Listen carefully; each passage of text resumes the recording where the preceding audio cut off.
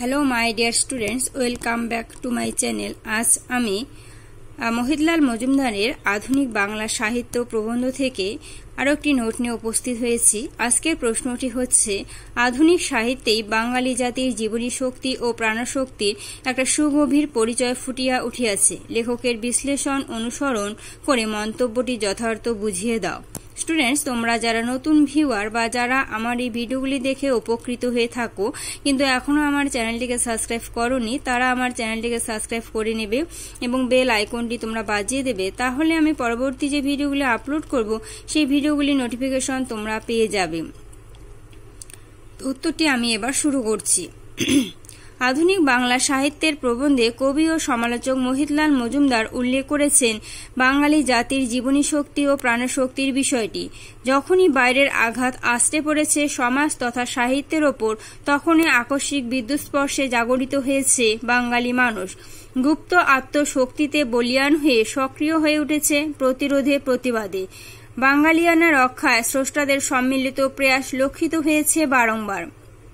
এখানে মহিতলালও আধুনিক সাহিত্যের রচয়িতাদের আলোচনা প্রসঙ্গে এই বিষয়ের উপর গুরুত্ব সহ আলোকপাত করেছেন।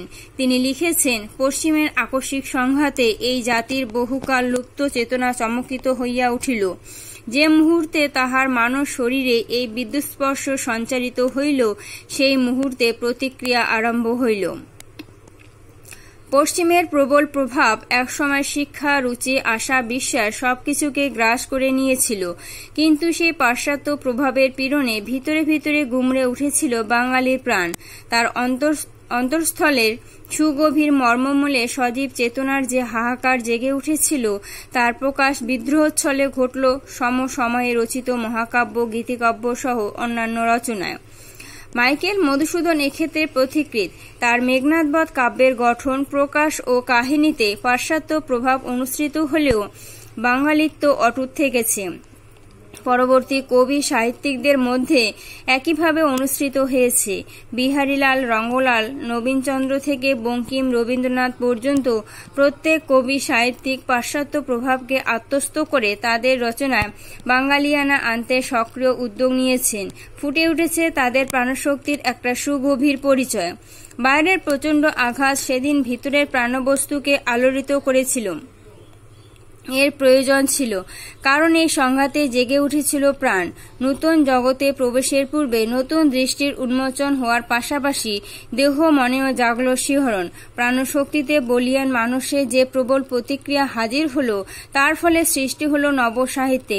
প্রাবন্ধিক লিখেছেন, প্রথম দিশেহারা অবস্থায় সে একটা প্রবল আবেগ অনুভব করিয়াছিল। নূতন ভাব ও চিন্তার মন্থনে তাহার প্রাণের সে অস্থিরতা সর্বত্র সাহিত্যের আকারে সুপ্রকাশিত হয় না। পাশ্চাত্য অনুকরণে যে কাব্য ও মহাকাব্য রচিত হল, তাতে আমরা খাঁটি কাব্য সৃষ্টির পরিচয় পেলাম। সেকালে বাঙালি প্রাণে যে বিক্ষোভ উপস্থিত হয়েছিল, বিক্ষুব্ধ জলরাশির ওপরে সর্বপ্রথম মেঘনাদবধের তরঙ্গচূড়া দেখা দিয়েছিল।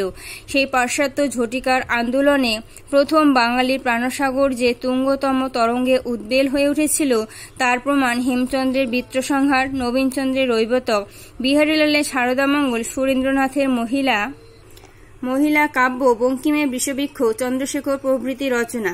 বিদেশি সংঘাতের প্রতিঘাতে যে সাহিত্যের জন্ম হল, সে সাহিত্যের মূল প্রেরণা ছিল নব আবিষ্কৃত ভাব ও চিন্তার জগতে বাঙালির আত্মপ্রতিষ্ঠার আকাঙ্ক্ষা। তাই এই কামনা বাসনা উদ্বুদ্ধ মাইকেল থেকে বঙ্কিম পর্যন্ত স্রষ্টার রচনায় জাতির জীবনী শক্তি ও প্রাণশক্তির সুগভীর পরিচয় সমুদ্রিত হয়ে উঠেছে।